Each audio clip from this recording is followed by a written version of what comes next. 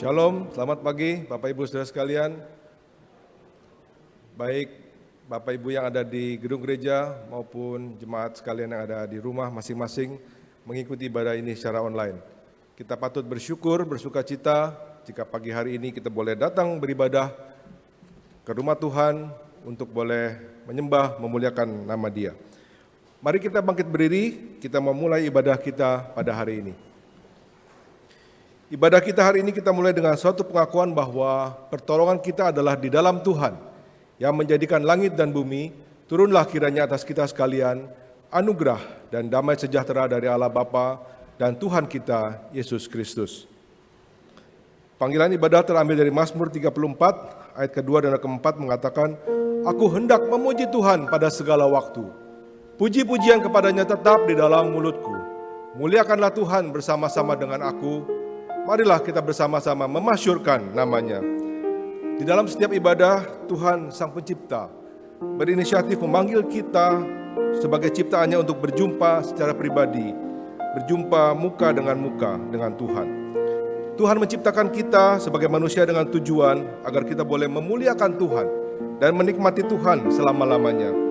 Di dalam perjumpaan kali ini, mari kita tunjukkan sikap hormat kita, sikap gentar dan hati yang mau menyembah Tuhan, memuliakan Dia Sang Pencipta, karena Dia Tuhan yang layak menerima puji-pujian, hormat, dan kuasa. Mari kita angkat satu pujian yang mengatakan, "Penghormatanku."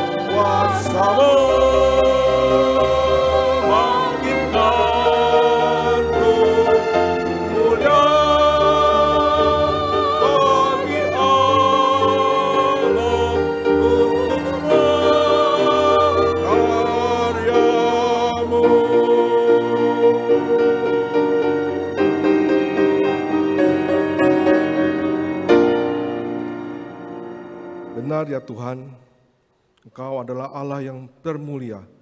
Engkau adalah Allah yang menciptakan kami, Engkau yang layak menerima segala puji-pujian, hormat, dan kuasa. Pada pagi hari ini kami bersyukur untuk lawatan Tuhan secara pribadi kepada kami semua Tuhan. Biarlah pada ibadah kali ini kami boleh menikmati Tuhan. Kami boleh memuliakan Tuhan. Dan Tuhan juga boleh menikmati puji-pujian yang kami sampaikan kepada Tuhan. Biarlah segala hormat, kemuliaan hanya untuk nama Tuhan saja. Di dalam nama Tuhan Yesus kami berdoa. Amin. Jemaat dipersilakan duduk kembali. Saudara sekalian, anugerah Tuhan adalah didefinisikan kemurahan hati Allah yang tidak pantas diterima oleh kita manusia yang berdosa, yang patut dihukum. Tetapi Allah telah mengutus Tuhan Yesus Kristus yang tidak berdosa menjadi penanggung dosa kita, supaya kita dibenarkan oleh iman di dalam Dia. Melalui Kristus Sang Perantara Allah telah mendamaikan seluruh dunia dengan dirinya, sehingga hidup kekal yang kita dapatkan sekarang ini hanyalah pemberian Allah, semata-mata pemberian Allah. Tidak ada peran kita sedikit pun di dalamnya. Pada pagi hari ini mari kita ekspresikan rasa syukur kita untuk anugerah yang begitu ajaib dalam hidup kita pada yang Tuhan berikan. Kita nyanyikan satu lagu yang mengatakan Grace Alone.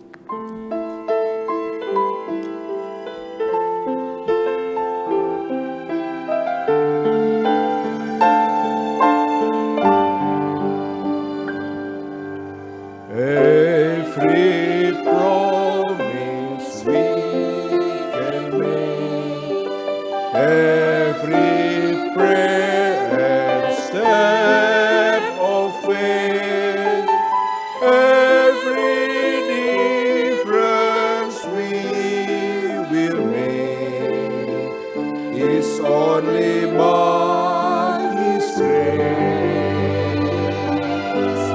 Every mountain we will climb, every ray of hope we shine, every blessing left behind is only by His grace. Grace alone is God's supplies. Strength alone He will provide. Christ in us, our cornerstone, we will go forth in grace alone. Every soul we long to reach, every heart we hope to teach,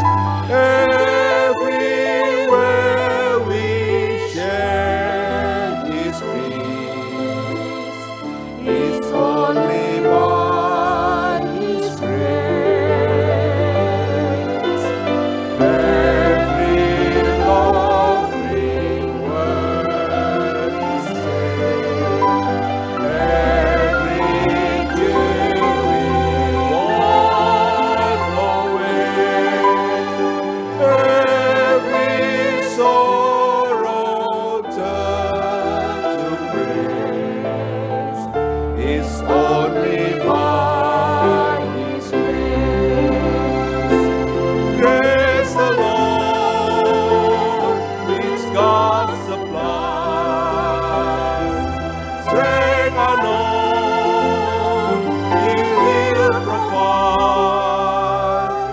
Christ in us, our cornerstone, we will go forth in grace alone. Grace alone. Grace alone, which God supplies. Strength unknown, He will provide. Christ in us, our cornerstone,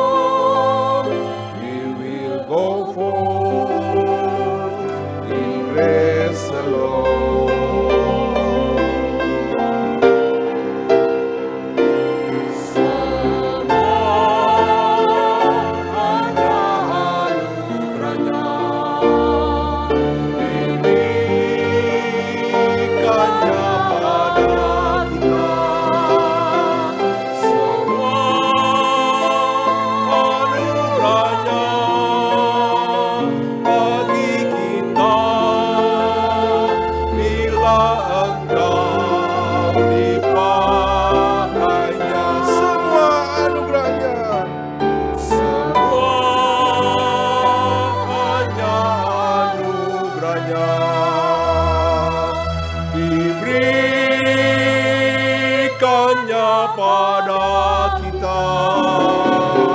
Semua anugerahnya bagi kita bila Engkau dipakainya, bila Engkau dipakainya. Terpujilah Tuhan. Bapak Ibu Saudara sekalian, mari kita buka Alkitab. Kita akan membacakan Mazmur 98 ayat 1 hingga ke 9. Kita akan bacakan secara bergantian. Saya akan bacakan ayat yang ganjil, Bapak Ibu Saudara membacakan ayat yang genap. Nyanyikanlah nyanyian baru bagi Tuhan, sebab Ia telah melakukan perbuatan-perbuatan yang ajaib. Keselamatan yang telah dikerjakan kepadanya oleh tangan kanannya, oleh lengannya yang kudus.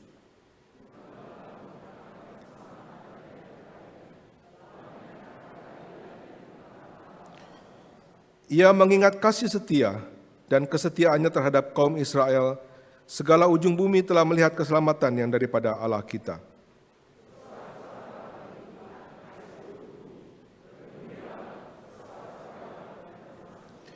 Bermazmurlah bagi Tuhan dengan kecapi dan lagu yang nyaring.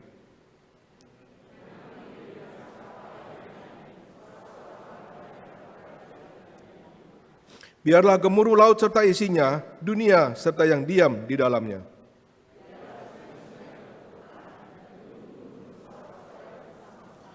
Di hadapan Tuhan, sebab Ia datang untuk menghakimi bumi, Ia akan menghakimi dunia dengan keadilan dan bangsa-bangsa dengan kebenaran. Bapak Ibu Saudara sekalian, mari kita siapkan hati kita untuk boleh masuk dalam pengakuan dosa. Kita minta pengampunan dosa terhadap dosa-dosa yang telah kita lakukan, agar kita boleh layak di hadapan Tuhan.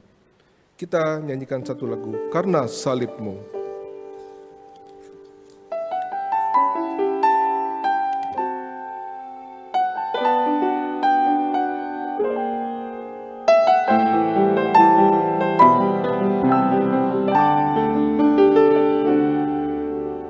Hanya Kau Tuhan di hidupku,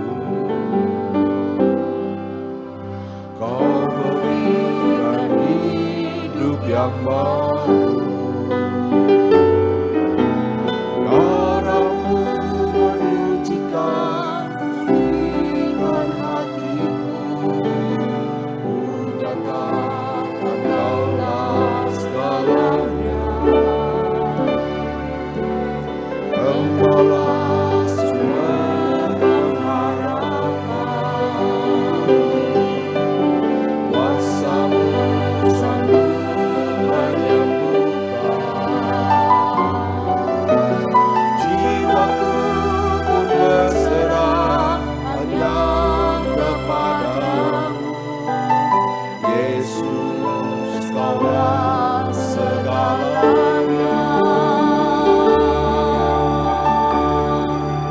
Karena salib-Mu ku hidup, karena salib-Mu ku menang. Engkau yang berkuasa sanggup untuk melakukan mujizat-Mu. Karena salib-Mu ku hidup, karena salib-Mu ku menang.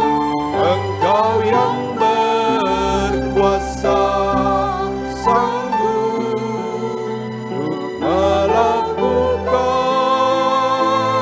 mujizat-Mu di hidupku.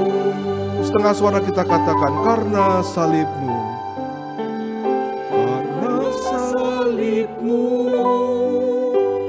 ku hidup, karena salib-Mu ku menang.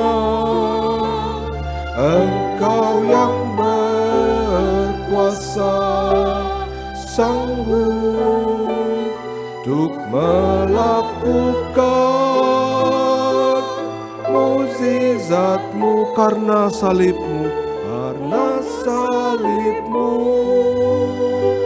Ku hidup karena salib-Mu,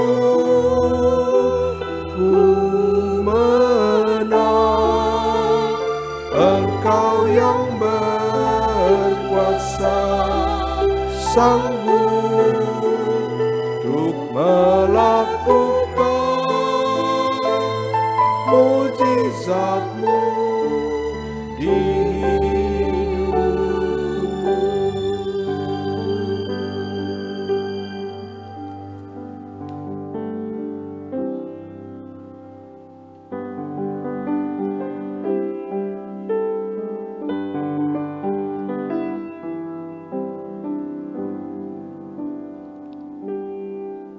Jemaat yang terkasih, firman Tuhan di dalam 1 Petrus pasal yang kedua ayat 24 berkata kepada kita semua, Dia, yaitu Tuhan Yesus sendiri, telah memikul dosa kita di dalam tubuhnya di kayu salib, supaya kita yang telah mati terhadap dosa hidup untuk kebenaran.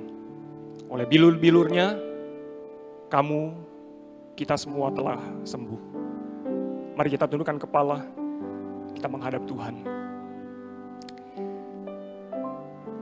Tuhan yang baik, yang penuh kasih setia kepada kami. Ampunilah segala dosa kami Tuhan dan segala kesalahan kami. Begitu banyak hal yang kami lakukan telah mengecewakan Tuhan, mendukakan hati Roh Kudus, mempermalukan nama Tuhan di depan banyak orang. Kami tidak menjadi kesaksian yang hidup bagi orang-orang yang bekerja bersama dengan kami. Kami menahan upah mereka. Kami tidak memberikan berkat yang seharusnya mereka terima dari Tuhan. Kami menahan kebaikan kami kepada mereka. Kami tidak menunjukkan kasih kami sebagai orang yang telah dikasihi oleh Tuhan. Mereka melihat kami adalah seorang yang emosional, seorang yang tidak mengampuni, dan selalu mengingat-ingat kesalahan. Anak-anak kami takut kepada kami, Tuhan. Suami istri kami tidak berani mendekati kami, karena kami dipenuhi dengan amarah, karena kami selalu berkata-kata kotor, dan berkata-kata yang tidak baik kepada mereka. Hati kami dipenuhi dengan rasa iri hati ketika melihat keberhasilan orang lain. Kami tidak segan-segan memukul, kami tidak segan-segan menghina. Kami merasa kami adalah orang yang terpandang, sehingga tidak ada seorang pun yang boleh mempermalukan kami. Bahkan di dalam kehidupan pribadi kami melakukan begitu banyak dosa, kami menikmati dosa itu. Kami menempatkan Tuhan di pojok hati kami dan membuat Tuhan seolah-olah bungkam dan tidak boleh berbicara kepada kami. Kami malas baca Alkitab, kami tidak mau berdoa. Kami tidak suka memberitakan firman dan Injil Tuhan kepada orang-orang lain. Kami menghindari percakapan ini dengan orang-orang di sekitar kami, karena kami malu. Tuhan, banyak sekali. Kalau kami mau ungkapkan satu persatu daftar-daftar dosa kami, yang akan membuat hati Tuhan terluka. Maafkan kami Tuhan, ampuni kami. Tidak ada yang bisa kami banggakan datang kepada Tuhan selain dosa-dosa kami. Kami hanyalah pengemis seperti kata Martin Luther, yang hanya datang membawa dosa kami yang penuh ini kepada Tuhan, dan hanya memohon belas kasihan dan kemurahan hati-Mu. Tuhan, tiliklah hati kami, selidikilah hati kami.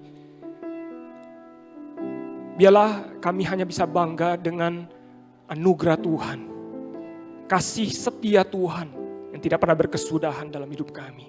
Kami telah mati terhadap dosa dan kami mau hidup dalam kebenaran. Tuhan tolong kami, tuntun kami kembali kepada jalan kebenaran-Mu, melakukan perintah-Mu dan kehendak-Mu. Supaya amanat agung-Mu Tuhan, hati-Mu Tuhan, itulah yang kami kejar dan kami cari. Sehingga banyak orang ketika melihat kami, mereka memuji, menyembah dan memuliakan nama-Mu Tuhan. Tuhan, inilah kami. Kami mau kembali bangkit. Kami mau menyerahkan kembali hidup kami hanya kepadamu. Dan membiarkan Engkaulah yang mengontrol sepenuhnya hidup kami, hati kami, pikiran kami, karakter kami. Semuanya Tuhan kami persembahkan hanya untuk-Mu. Terima kasih untuk kasih setia dan kemurahan-Mu yang tidak pernah berkesudahan. Kami berdoa menyerahkan semuanya ini hanya di dalam nama Tuhan Yesus, Juru Selamat kami yang hidup. Kami berdoa. Amin. Karena salib-Mu kita hidup. Karena salib-Mu ku hidup. Karena salib-Mu ku menang. Engkau yang berkuasa sanggup untuk melakukan mujizat-Mu. Karena salib-Mu ku hidup. Karena salib-Mu ku menang. Engkau yang berkuasa sanggup melakukan mujizat-Mu di hidupku. Jemaat terkasih, marilah kita bersama menyatakan pengakuan iman kita. Seturut dengan pengakuan iman rasuli yang dibacakan gereja sepanjang abad dan tempat, dengan suatu pengakuan iman yang berkata demikian. Aku percaya kepada Allah, Bapa yang Maha Kuasa, Khalik langit dan bumi, dan kepada Yesus Kristus, anaknya yang tunggal Tuhan kita, yang dikandung dari Roh Kudus, lahir dari anak darah Maria, yang menderita sengsara di bawah pemerintahan Pontius Pilatus, disalibkan, mati dan dikuburkan, turun ke dalam kerajaan maut. Pada hari yang ketiga, bangkit dari antara orang mati, naik ke sorga, duduk di sebelah kanan Allah, Bapa yang Maha Kuasa. Dan dari sana Ia akan datang untuk menghakimi orang yang hidup dan yang mati. Aku percaya kepada Roh Kudus, gereja yang kudus dan persekutuan orang kudus, pengampunan dosa, kebangkitan tubuh, dan hidup yang kekal. Amin. Jemaat dipersilakan duduk.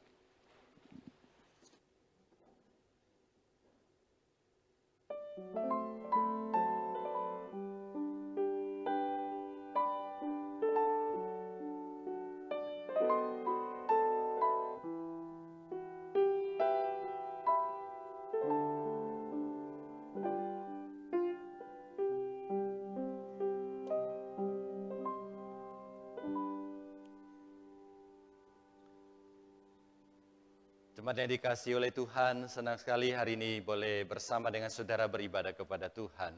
Shalom saudara sekalian. Baik saudara yang ada di dalam gedung gereja maupun saudara yang sedang beribadah di rumah, di tempat masing-masing. Tema kita selama bulan November adalah berbuah dalam pelayanan pekabaran Injil, berbuah dalam misi. Hari ini kita akan belajar satu tema yaitu mengasihi dunia. Dalam pengertian mengasihi jiwa-jiwa yang terhilang. Sebelum kita membaca firman Tuhan, mari kita berdoa. Kami merendahkan hati kami di hadapan Tuhan, mengucapkan syukur dan terima kasih untuk kesempatan kami boleh sekali lagi datang ke rumah Tuhan, beribadah kepada Tuhan. Tuhan, kami sudah menyanyi, memuji, mengagungkan nama-Mu. Sekarang kami mempersiapkan hati untuk belajar firman-Mu. Mohon Tuhan urapi hamba-Mu dan urapi setiap saudara-saudari kami yang mendengarkan.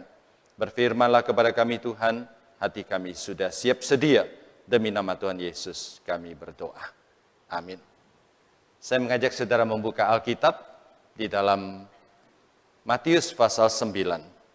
Di Matius pasal ke-9 kita akan membaca ayat ke-35 sampai kepada ayat yang ke-38.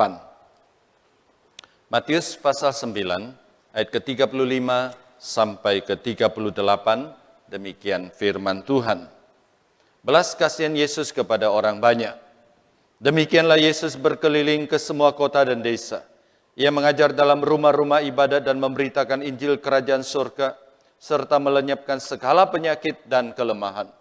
Melihat orang banyak itu, tergeraklah hati Yesus oleh belas kasihan kepada mereka, karena mereka lelah dan terlantar seperti domba yang tidak bergembala. Maka katanya kepada murid-muridnya, tuaian memang banyak, tetapi pekerja sedikit. Karena itu, mintalah kepada Tuhan yang mempunyai tuaian, supaya ia mengirimkan pekerja-pekerja untuk tuaian itu. Sampai di sini kita membaca Alkitab. Jemaat yang dikasihi Tuhan, minggu ini ada dua kabar duka yang mengejutkan saya. Yang pertama datang dari keluarga Pendeta Saud Suharwan. Hari Rabu malam, Pendeta Saud Suharwan di sini masih berkhotbah. Temanya adalah mengasihi yang terhilang.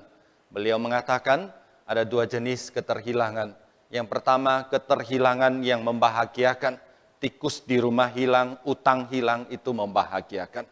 Yang kedua, menyedihkan dan berat, yaitu keterhilangan orang yang terkasih, keterhilangan harta atau sesuatu yang kita cintai. Tapi siapa tahu ilustrasinya justru terjadi di dalam dirinya. Setelah kebaktian selesai, kami selesai doa, Pendeta Saud datang kepada saya. Dia bilang, Musa, saya harus pulang ke Bandung. Papa saya baru dipanggil Tuhan ke rumah Bapa di surga.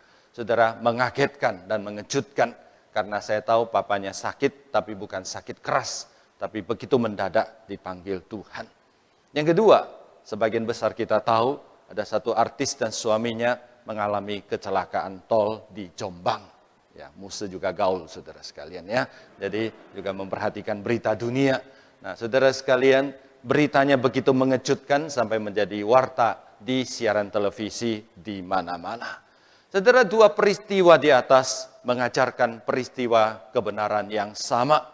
Bahwa hidup manusia itu singkat. Hidup manusia tidak hanya singkat. Hidup manusia adalah sebuah misteri. Tidak ada seorang pun tahu kapan hidup kita akan berakhir.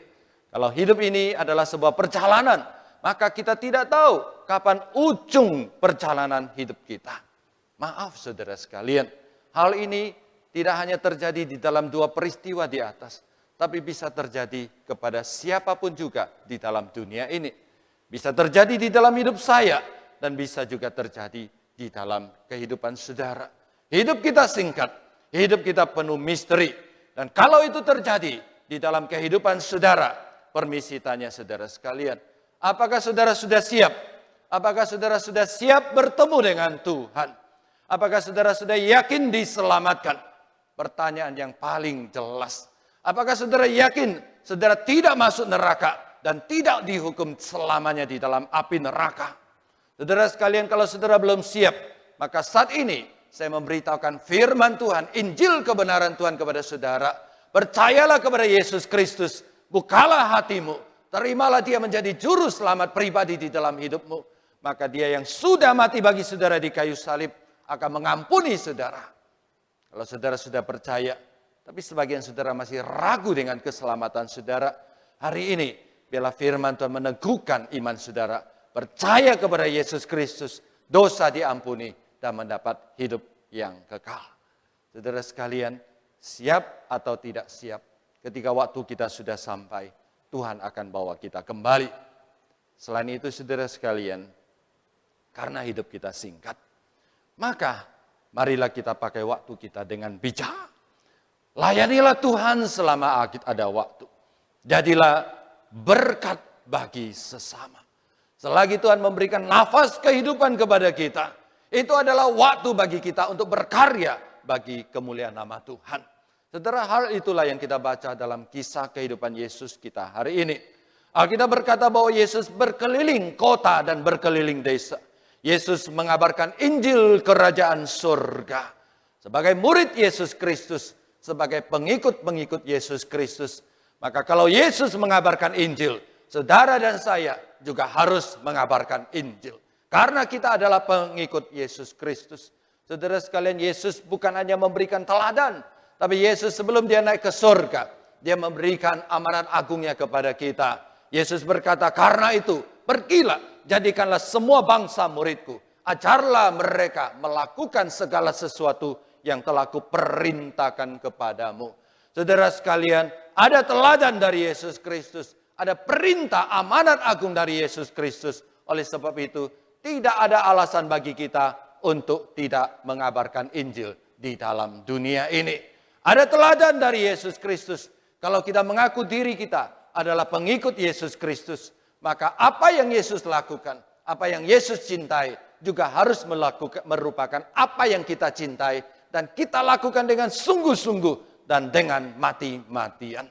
Saudara sekalian, jangan lupa, saudara dan saya boleh percaya kepada Yesus Kristus karena ada orang mengabarkan Injil kepada kita. Karena ada orang taat kepada perintah Yesus Kristus. Karena ada orang mengikuti teladan Yesus Kristus, membawa Injil kepada saudara dan saya. Sehingga kita boleh karena pekerjaan Roh Kudus membuka hati kita dan menerima Yesus Kristus. Setelah kita diselamatkan, saudara jangan simpan Injil itu untuk diri kita sendiri. Jangan sembunyikan Injil itu di dalam kehidupan kita. Sehingga orang lain tidak punya kesempatan mendengarkan Injil. Kita sudah diselamatkan, maka Injil ada di dalam tangan kita. Dan Injil itu harus kita teruskan dan kita kabarkan. Oleh sebab itu manfaatkan segala cara, segala teknologi, segala bagian kehidupan kita. Segala yang Tuhan titipkan kepada kita, kita persembahkan kepada Tuhan untuk mengabarkan Injil. Saudara, permisi tanya, hidup kita singkat. Apakah saudara sudah hidup dengan bijak? Apakah saudara sudah memanfaatkan waktu sebaik-baiknya? Setiap menit, setiap detik di dalam hidup saudara dengan sebaik-baiknya, dengan seefektifnya untuk kemuliaan nama Tuhan. Saudara, sudahkah saudara mengabarkan Injil? Pernahkah saudara mengabarkan Injil? Saudara, saya tahu pertanyaan ini tidak nyaman bagi banyak jemaat. Banyak jemaat tidak suka ditanya apakah kamu sudah mengabarkan Injil. Apakah kamu pernah mengabarkan Injil? Karena banyak jemaat seumur hidup tidak pernah mengabarkan Injil. Atau saya tahu ketika saya mengajukan pertanyaan ini, banyak jemaat hidup di dalam dilema. Di satu sisi ada niat di gereja terus mendorong untuk mengabarkan Injil kepada tetangga, kepada supir, kepada pembantu, kepada anggota keluarga, kepada rekan kerja. Ada dorongan seperti itu. Ada keinginan di dalam hati mengabarkan Injil. Tapi di pihak lain, pada kenyataan saudara sekalian, kita malu mengabarkan Injil. Kita tidak berani mengabarkan Injil. Kita takut ditertawakan, kita takut ditolak, bahkan kita takut dianiaya. Saudara sekalian, saya tahu ada dilema seperti itu. Oleh sebab itu mari kita bersama belajar dari firman Tuhan ini. Belajar dari Yesus, belajar dari murid-murid. Pertama-tama saudara sekalian, kita melihat Yesus memiliki hati yang sungguh-sungguh mengasihi jiwa-jiwa yang terhilang. Bahasa kerennya saudara sekalian, Yesus meratapi jiwa-jiwa yang terhilang. Dimulai dari Yesus melihat. Yesus melihat orang banyak. Saudara sekalian, kata melihat dalam bahasa asli Alkitab bukan melihat-lihat. Bukan melihat ala kadarnya, bukan melihat begitu saja, tapi melihat dengan seksama, melihat dengan memperhatikan, melihat dengan mempelajari, melihat untuk mendapatkan pemahaman. Kira-kira saudara sekalian, kalau mau saya kasih analogi, kalau saudara punya putra saudara satu hari bawa seorang anak gadis dan memperkenalkan kepada saudara, "Pa, Ma, inilah pacarku dan inilah calon menantumu." Saudara bagaimana pertama kali melihat calon menantu saudara sekalian? Saudara pasti foto dulu saudara sekalian. Ya, tapi setelah foto saudara lihat dari atas ke bawah. Dari bawah ke atas lagi. Dari kiri ke kanan saudara sekalian. Kanan ke kiri. Calon menantu saudara sekalian. Ya, setelah itu saudara pulang saudara pasti buka lagi saudara sekalian. Lihat lagi, di zoom, diperbesar saudara sekalian. Itu namanya apa? Itu namanya melihat. Melihat, mempelajari, memahami, mengenal, dan mengetahui. Saudara, itulah yang Yesus lakukan. Yesus melihat dengan sungguh-sungguh. Sehingga ia dapat melihat apa yang murid-murid tidak dapat lihat. Saudara sekalian, perhatikan teks. Yesus melihat orang banyak. Murid-murid melihat orang banyak. Yesus berada di tempat yang sama. Murid berada di tempat yang sama. Yesus bisa melihat. Karena Yesus melihat dengan hati. Yesus melihat dengan niat. Yesus melihat dengan kasih Allah. Yesus melihat dengan keinginan untuk mengabarkan Injil. Akhirnya Yesus tahu kebutuhan mereka, kelelahan orang-orang pada waktu itu, dan penderitaan mereka. Oleh sebab itu, karena melihat, pepatah mengatakan, dari mata turun ke hati. Karena melihat, hatinya tergerak. Timbullah belas kasihan di dalam diri Yesus Kristus. Saudara, kata belas kasihan sekali lagi, bukan sekedar gejolak emosi, bukan sekedar simpati, atau lebih daripada sekedar empati. Kata berbelas kasihan dalam bahasa asli Alkitab, itu adalah satu kata yang sangat istimewa. Itu seperti ada satu gejolak di dalam bagian dalam tubuh kita. Lebih tepatnya, saudara sekalian, di dalam perut kita ada gejolak, saudara sekalian. Saudara sekalian, seringkali kalau kita telat makan, perut kita, saudara sekalian, memainkan lagu keroncong. Ada gejolak, saudara. Kalau cuma main keroncong, kita bisa tahan, saudara sekalian. Tapi kalau saudara sedang diare, ada gejolak di dalam perut saudara. Saudara pasti tidak tahan. Saudara pasti ingin cepat-cepat menyelesaikannya. Saudara, ketika Yesus melihat orang banyak yang terlantar, yang seperti domba yang tidak punya gembala, maka Yesus merasa hatinya tidak enak. Kenapa? Karena Yesus sungguh-sungguh mengasihi mereka. Saudara, melihat kondisi orang banyak, Yesus sungguh-sungguh mengasihi. Yesus sungguh-sungguh mengasihi jiwa yang terhilang. Saudara, mengasihi jiwa yang terhilang, itulah kunci mengabarkan Injil. Mengasihi jiwa yang terhilang. Meratapi, membayangkan masa depan mereka. Dan mendoakan mereka. Itulah kunci daripada pekabaran Injil. Kalau kita mengabarkan Injil tapi hati kita tidak mengasihi jiwa yang terhilang, kita tidak lebih daripada melakukan pekerjaan sosial. Pekabaran Injil harus dimulai dari hati yang sungguh-sungguh memahami isi hati Allah. Kemudian rela pergi karena hati seperti ada perut yang bergejolak, seperti kena diare. Tidak nyaman kalau tidak mengabarkan Injil. Tidak nyaman melihat orang di sekeliling saya belum diselamatkan oleh kasih Yesus Kristus. Lalu kita mengabarkan Injil. Permisi tanya, apakah saudara mengasihi jiwa yang terhilang? Pernahkah saudara dan saya mencoba menginjili orang-orang di sekitar kita yang belum percaya pada Yesus Kristus? Pernahkah kita mencoba menceritakan Yesus kepada orang-orang di sekitar kita yang belum pernah mendengarkan Injil? Saudara sekalian, dalam Alkitab dan dalam sejarah gereja, orang-orang menginjil yang sungguh-sungguh pergi mengabarkan Injil selalu didorong dan dimotivasi oleh kasih dan cinta yang mendalam. Mereka tidak bisa tidur, terbayang-bayang jiwa-jiwa yang sedang menuju kepada kebinasaan. Dan jiwa-jiwa itu membuat hatinya tidak enak. Hidupnya tidak tenang sebelum dia pergi memberitakan Injil kepada mereka. Rasul Paulus, dia keliling mengabarkan Injil. Dia siksa, dianiaya, ditolak, bahkan mau dibunuh. Dia tetap pergi mengabarkan Injil. Karena ada gejolak di dalam hatinya mengasihi jiwa yang terhilang. Dan tentu juga mengasihi Tuhan. Pendeta John Sung, tokoh gereja Tionghoa, meninggalkan China. Kenapa? Karena dia mendapat penglihatan dari Allah. Begitu banyak jiwa-jiwa yang sedang jatuh dan tenggelam di dalam satu sungai yang besar di China. Dan Tuhan memberitahukan kepada dia. Seperti itulah jiwa-jiwa orang yang tidak percaya kepada Yesus Kristus akan mati tenggelam di dalam dosa, dalam kebinasaan yang kekal. Hatinya meratap, hatinya nangis, hatinya berdoa untuk jiwa-jiwa yang terhilang. 25 tahun yang lalu, saya masuk ke pedalaman di Kalimantan Barat. Pedalaman lah sekali. Saya ketemu satu orang Barat. Orang Barat itu ramah sekali kepada saya. Dia bilang, selamat datang di hotel saya. Hotel saya bintang 1000. Ini belakang hotelnya, bintangnya di langit, saudara sekalian. Itu hotel bintang 1000. 25 tahun yang lalu. Saya tanya dia sudah berapa lama di pedalaman Kalimantan. Sudah 50 tahun.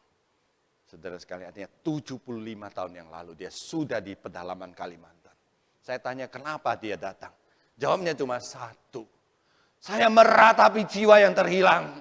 Orang Kalimantan juga perlu Injil. Kalau kita tidak datang, kalau saya tidak mengabarkan Injil, mereka satu persatu binasa di dalam api neraka untuk selama-lamanya. Saudara sekalian, yang sungguh-sungguh mengasihi jiwa yang terhilang.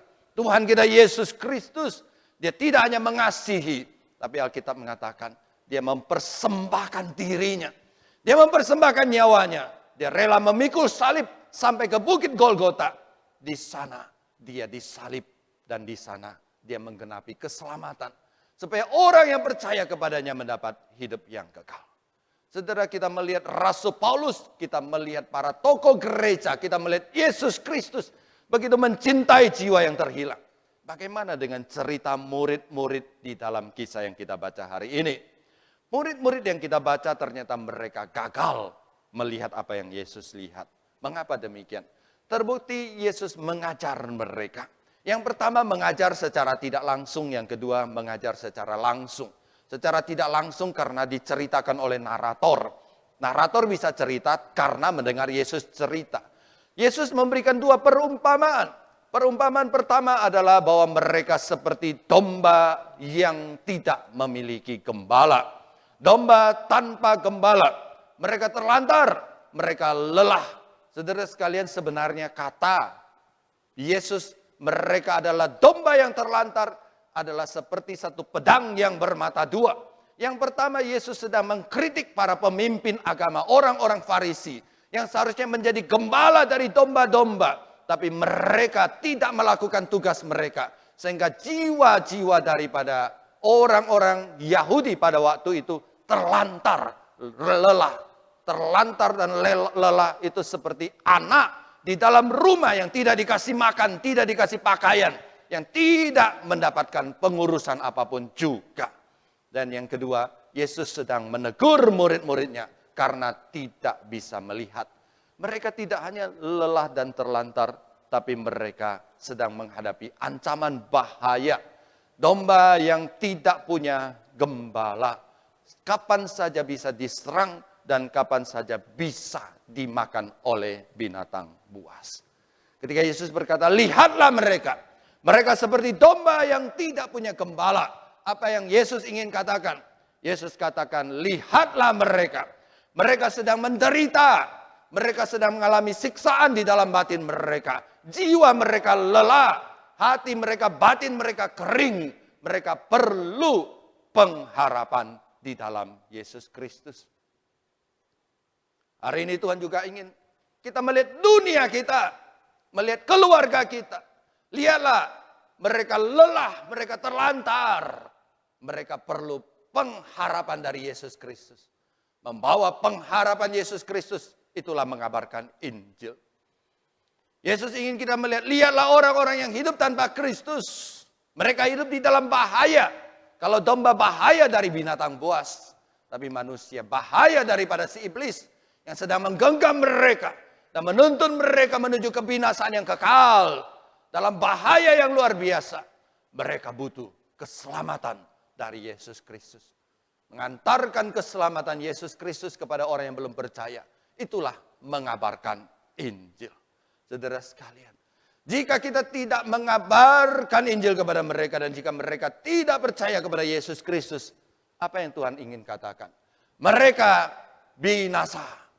Mereka binasa dan kita perlu mengabarkan Injil kepada mereka. Saudara, kalau satu hari saudara sedang melihat satu anak sedang berlari menuju kepada satu jalan raya yang luar biasa. Mobilnya cepat lalu lalang dan anak itu sedang berlari.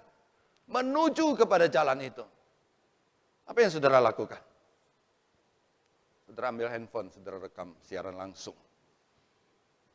Saudara katakan satu lagi berita heboh. Enggak, saudara sekalian. Kalau saudara waras, saudara pasti akan berlari dan memeluk anak itu dan menyelamatkan anak itu, bukan? Dan kalau hari ini saudara melihat orang berlomba-lomba berlari di dalam ketidaktahuan mereka kepada kebinasan yang kekal, apa respons saudara? Saudara, itulah yang Yesus ingin kita lihat. Domba tanpa gembala. Domba yang terlantar secara rohani. Domba yang lelah, yang membutuhkan pengharapan. Domba yang terhilang. Domba yang sedang menuju kepada kebinasaan, yang membutuhkan keselamatan di dalam Yesus Kristus.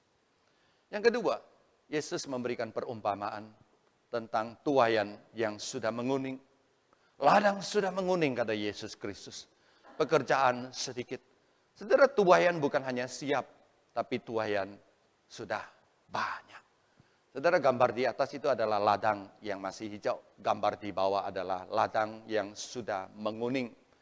Saudara, apa jadinya? Apa yang akan terjadi kalau tuaian itu tidak dituai? Tuaian di bawah itu yang sudah kuning itu tidak dituai. Maka tuaian itu akan rusak, hancur dan tidak berguna. Apa yang Yesus ingin katakan? Yesus ingin katakan bahwa orang-orang di dalam dunia ini bukan hanya tidak punya pengharapan, tapi waktu mereka tidak banyak. Emergensi, tanaman jadi rusak, hidup jadi rusak.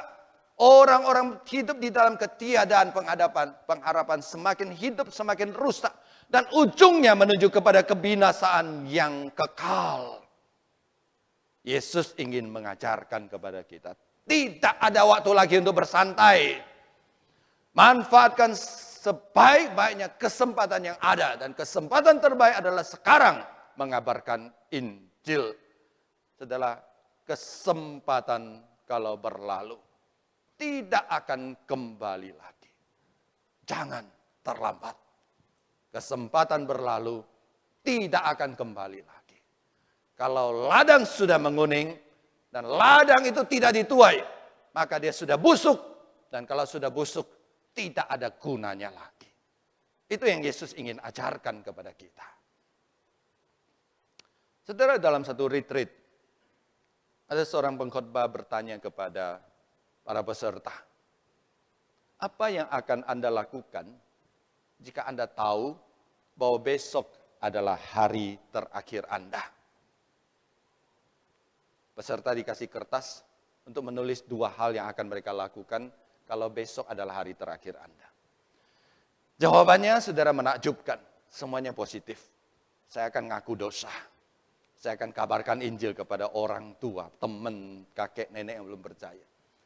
Saya akan lebih banyak baca Alkitab mulai hari ini sampai besok Yesus datang. Saya baca Alkitab. Saya akan berdoa supaya ketika Yesus menyambut saya dalam keadaan berlutut ya menghadap dia. Positif, saudara. Tidak ada seorang pun yang menulis negatif. Oh, saya belum dosa. Saya mau berbuat dosa sepuas-puasnya. Karena besok saya sudah mati. Enggak ada. Semua mau bertobat. Dan semua mau melakukan kebajikan. Maaf. Kalau hari ini saya bertanya kepada saudara, pertanyaan yang sama. Kalau besok adalah hari terakhir Anda, apa yang akan Anda lakukan? Saya percaya jawaban saudara juga akan sama. Tapi mungkin ada satu perbedaan. Mungkin saudara menjawab pertanyaan saya dengan sebuah pengandaian. Itu kan pengandaian dari musuh. Pengandaian. Kalau besok. Tapi saudara sekalian, siapa yang bisa menjamin bahwa besok bukan hari terakhir Anda hidup di dalam dunia ini? Bukankah di atas saya mengatakan hidup adalah misteri? Kita tidak tahu kapan hidup kita akan berakhir, saudara sekalian. Oleh sebab itu, waktu sangat terbatas.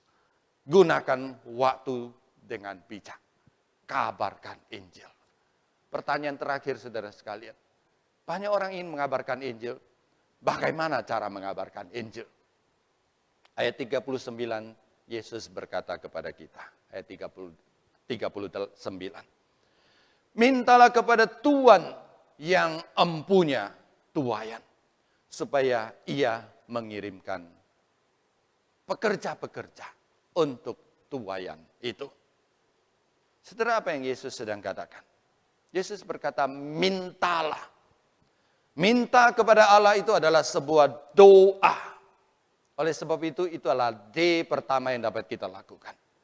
Kalau saudara mau mengabarkan Injil, D pertama yang dapat kita lakukan adalah berdoa.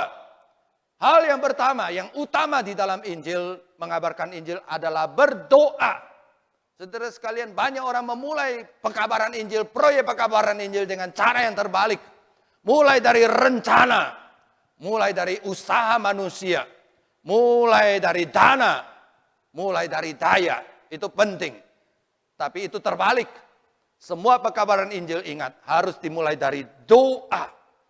Doa untuk jiwa yang terhilang. Harus ada ratapan kepada jiwa yang terhilang. Itu yang menjadi motor bagi kita. Doa supaya Tuhan memberikan kasih kepada kita untuk mengasihi Tuhan dan mengasihi sesama. Doa untuk pelayanan. Doa untuk para misionari. Dan doa untuk diri sendiri. Saudara, hari ini saya bertanya kepada saudara. Kalau Tuhan menyuruh saudara berdoa. Berdoa untuk pekabaran Injil. Maukah saudara berdoa? Kiranya saudara mau. Yang kedua. D yang kedua adalah daya. Setelah ada doa, baru ada tenaga. Yesus berkata, mintalah. Mintalah supaya Tuhan empunya Tuhan itu mengirimkan pekerja-pekerja. Pekerja-pekerja adalah orang yang mempersembahkan daya. Seorang yang sungguh-sungguh mengabarkan Injil tidak hanya berlutut dan berdoa. Tapi setelah berdoa hatinya digerakkan, maka tangannya bergerak, mulutnya bergerak, kakinya bergerak. Seluruh tubuhnya bergerak. Dan dia mempersembahkan tubuhnya, dayanya untuk Tuhan. Saudara, kalau hari ini Tuhan mau pakai Anda. Maukah saudara dipakai oleh Tuhan? Kalau hari ini Tuhan mau pakai saudara, maukah saudara dipakai oleh Tuhan? Kalau Tuhan mau pakai mulut saudara untuk mengabarkan Injil, maukah saudara mempersembahkan mulut saudara? Kalau Tuhan mau pakai kaki saudara untuk pergi mencari jiwa, mau memakai tangan saudara untuk menopang orang-orang yang sedang tersesat, menuntun orang yang tersesat kembali kepada Tuhan. Maukah saudara?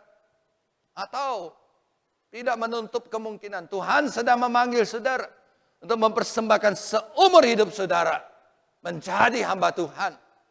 Saudara sekalian, Tuhan sayang kepada jiwa-jiwa yang terhilang. Tuhan ingin memakai hidupmu untuk pergi mencari dan menyelamatkan mereka. D yang ketiga. Baru saya tambahkan dengan dana. Dana adalah ketika kita mempersembahkan harta kita untuk melayani Tuhan. Saudara, semua karena anugerah. Itu adalah slogan di dalam hidup kita yang sudah hampir jadi kalimat klise. Gampang bagi kita untuk mengatakan semua karena anugerah. Kita lihat ada orang posting di Facebook, anaknya ujian lulus semua karena anugerah. Dapat pekerjaan, naik pangkat, semua karena anugerah. Serius saudara, ketika kita mengatakan semua karena anugerah. Kalau kita tahu dan jujur, sungguh-sungguh di dalam hati kita, semua karena anugerah. Hidup kita karena anugerah, harta kita karena anugerah, kesehatan kita karena anugerah, kesempatan karena anugerah. Dan kalau Tuhan hari ini bilang, aku mau pakai anugerahku yang sudah kuberikan kepada kamu. Waktumu, hartamu, dayamu, lututmu, doamu. Maukah kita? Saya percaya kita berkata mau. Tapi mau seberapa besar? Maaf kata seringkali. Kita katakan kita semua karena anugerah. Tapi yang kita persembahkan kembali kepada Tuhan adalah sisa-sisa hidup kita. Tuhan menolong kita. Mari kita berdoa.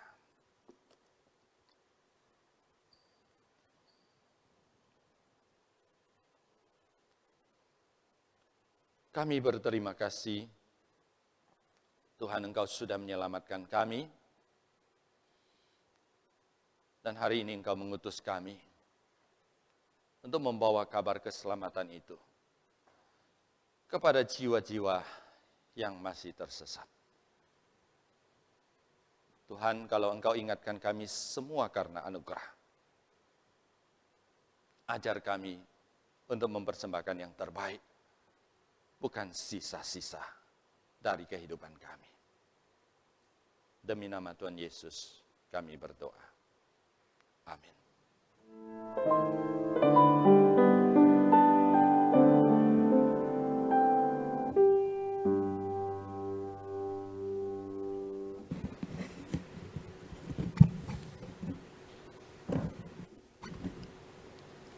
Bapak Ibu Saudara sekalian, kita patut bersyukur kita boleh menerima perjamuan kudus pada pagi hari ini. Seperti yang disampaikan Pendeta Timotius Pu dalam khotbahnya, marilah kita boleh membawa kabar baik bagi orang-orang yang terhilang, yang kita kenal, sehingga kita boleh menjadi duta-duta Kristus. Kita nyanyikan satu lagu yang mengatakan Go Light Your World sambil kita mempersiapkan persembahan syukur kita.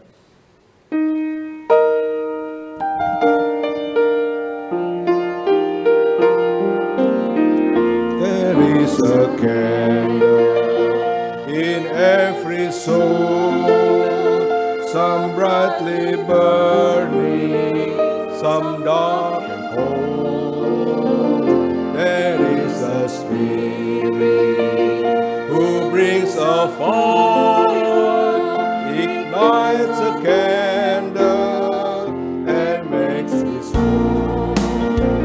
Carry your candle, run to the darkness, seek out the lonely, confused and torn. Hold on your candle, all to see.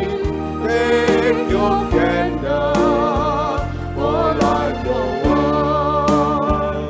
Take your candle, for light your world. We are a family whose hearts are blessing. Let's raise your candle like heart strong. Pray to our Father in the name of Jesus. Make us a beacon in darkness times. Carry your candle, run to the darkness, seek out the lonely, confused and torn. Hold out your candle, for all to see. Take your candle, for light your world. Take your candle, for light your world. Carry your candle, run to the darkness, seek out the lonely, confused and torn. Hold out your candle, for to see. Take your candle, for light your world. Take your candle, for light your world. Mari kita mau persembahan kita dalam doa. Kami bersyukur untuk firman Tuhan yang telah disampaikan kepada kami, mengingatkan kami bahwa kami harus mengabarkan Injil Tuhan kepada orang-orang yang terhilang. Tuhan, kami minta agar Tuhan boleh memakai kami untuk boleh menjadi duta-duta Kristus, menyampaikan kabar sukacita itu kepada orang yang di sekeliling kami. Kami menyadari bahwa ada ketakutan, ada kegentaran, tapi biarlah Tuhan memberikan kami kekuatan, berikan kami keberanian, agar kami boleh menjadi saluran pengabaran Injil tersebut Tuhan. Tuhan, pada pagi hari ini jika kami boleh menyampaikan persembahan syukur kami menyadari bahwa semua ini berasal daripada Tuhan, berkat yang Tuhan berikan kepada kami. Tuhan mau pakai persembahan ini agar boleh menjadi pekerjaan Tuhan di gereja kami ini. Terima kasih Tuhan, dalam nama Tuhan Yesus kami berdoa. Amin.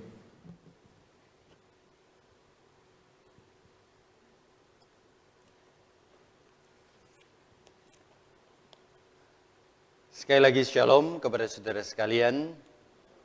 Saya menyambut saudara-saudari yang beribadah di rumah masing-masing, di tempat masing-masing, baik saudara dari GKI Puri Indah maupun dari gereja-gereja sahabat.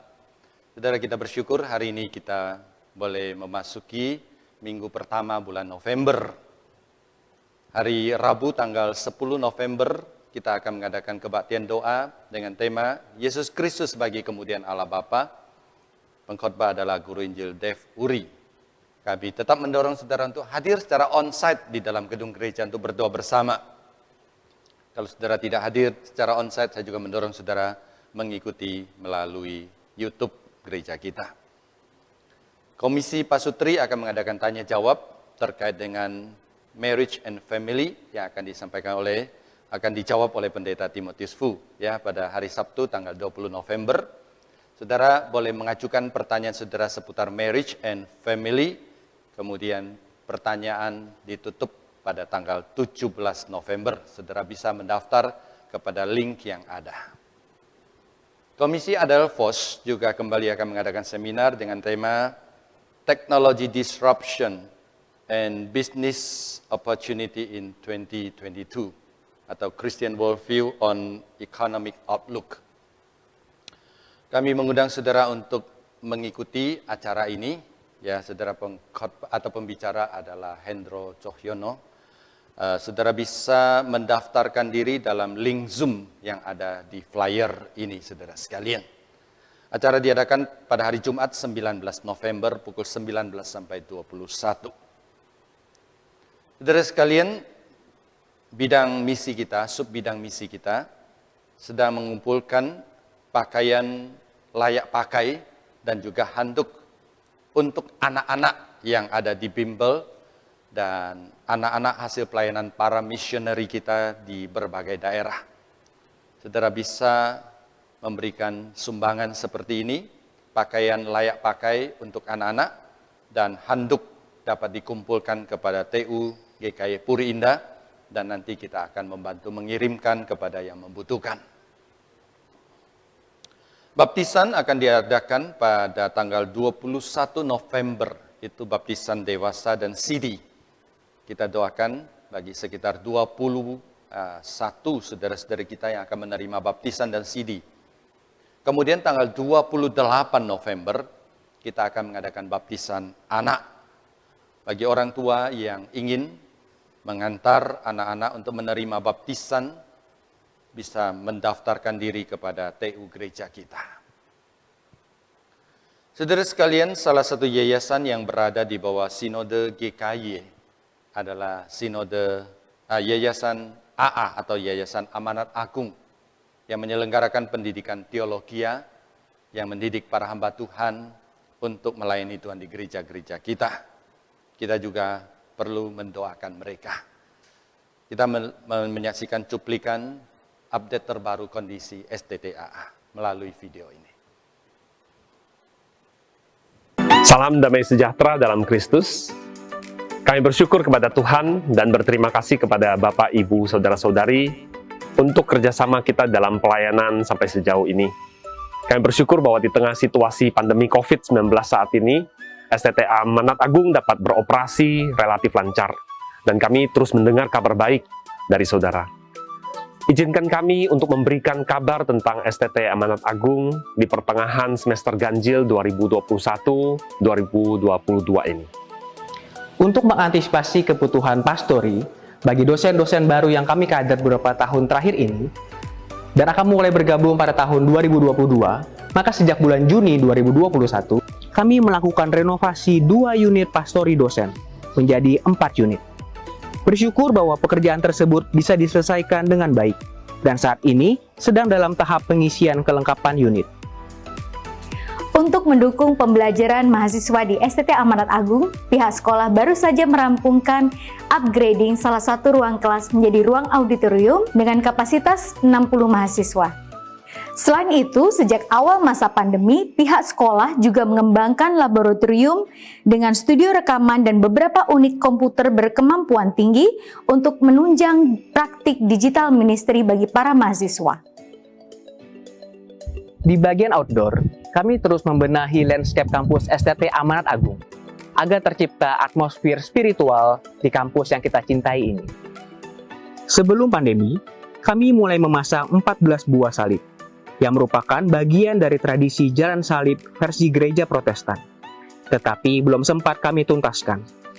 Doakan agar proyek ini bisa diselesaikan dengan baik dan dapat menjadi bagian dalam pembentukan spiritualitas mahasiswa. Pekan ini, kami mahasiswa di STT Amanat Agung juga sedang menghadapi ujian tengah semester. Kami memohon dukungan doa dari Bapak Ibu Saudara sehingga kami dapat melaksanakannya dengan baik, dengan tubuh yang prima dan fokus yang baik. Sementara itu, pekan depan, pimpinan dan dosen juga akan melakukan rapat kerja untuk mempersiapkan program kerja dan anggaran tahun 2022. Doakan agar pimpinan dan para dosen dipimpin oleh Tuhan sehingga dapat merumuskan program kerja yang benar-benar memaksimalkan pelayanan STTAA ke depan. Kami juga mengundang Bapak Ibu Saudara-saudari untuk menyampaikan pokok doa Bapak Ibu melalui link berikut ini untuk boleh kami doakan bersama-sama. Tuhan memberkati kita semua. Salam doa dari kami di STTA.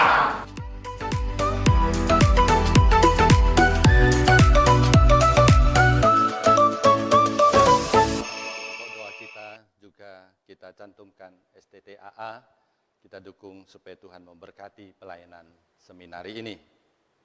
Berita duka, telah berpulang kembali ke rumah Bapa di surga, Bapak Suhandi atau Bapak So Sim Cheng berusia 86 tahun pada hari Rabu tanggal 3 November.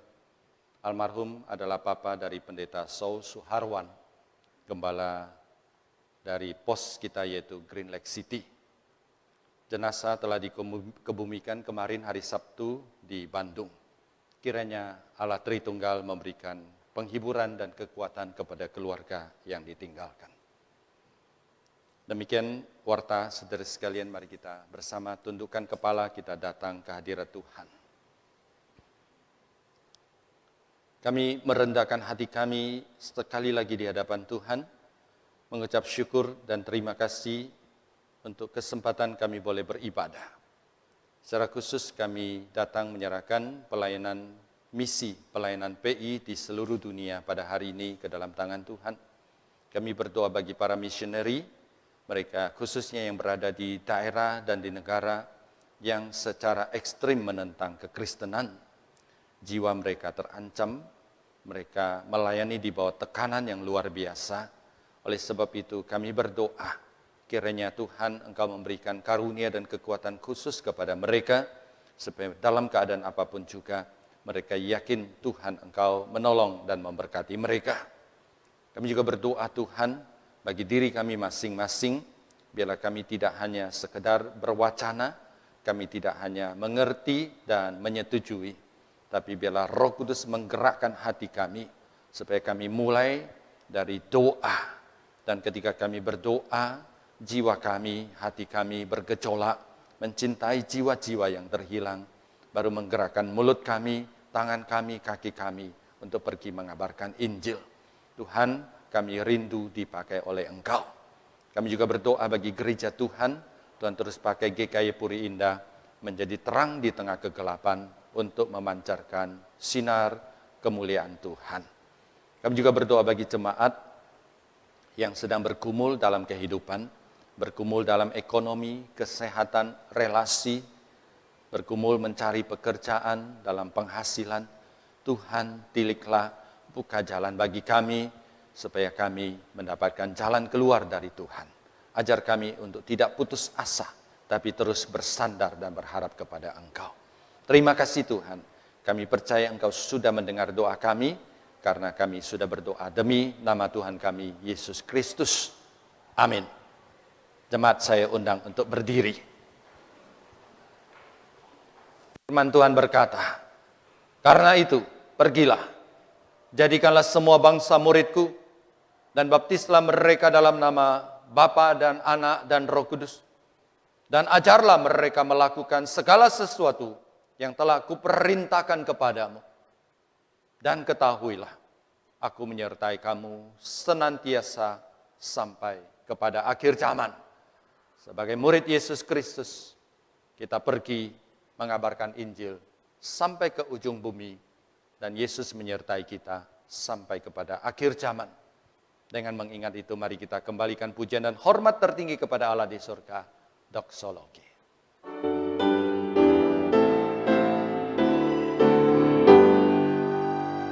Puji Allah Bapa Putra, puji Allah Roh Kudus, ketiganya yang esa. Oh selamat sumber berkat.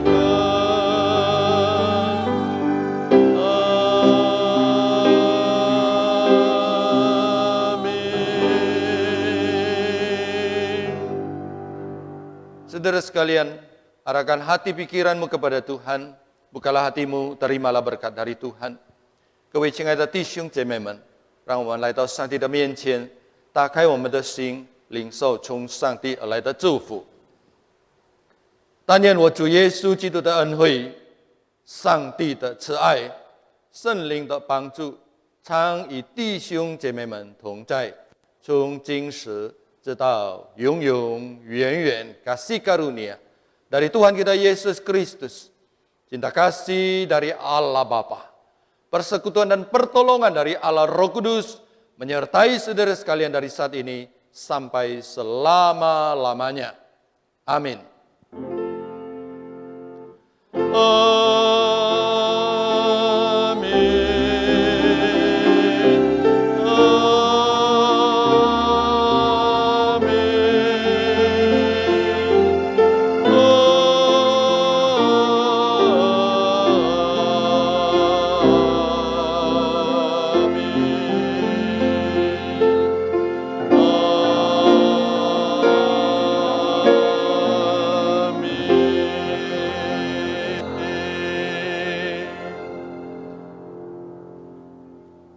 Silakan duduk. Saat teduh kebaktian selesai, Tuhan memberkati saudara sekalian.